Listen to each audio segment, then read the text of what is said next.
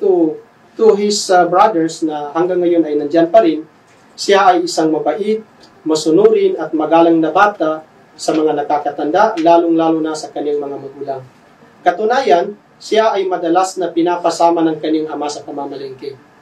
At isa yan, brother, sa mga kaugalian ng ating mga ninuno, na kapag ang mga anak ay mabait, masunurin at magalang sa magulang, ay siyang mas madalas na pinapasama sa pamamalengke. Ganun. Oo, makarelate ako dito. Makarelate Kwento rin ng nanay ko. Oo. So si Sheikh Khalifa Usman Nando minsan, nagsiselos yung kanyang mga kapatid kasi madalas siyang makasama. Maasahan. So, pangalawa, he was never angry and rebellious to his parents. According to the source. Pangatlo, he never had trouble and dispute to his peers. Wala mga misunderstanding? Wala.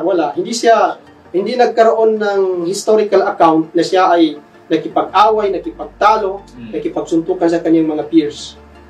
Number 4, he used to be a close friend of elders who actually trusted him so much. In fact, he is a trustworthy youth in his youthful days.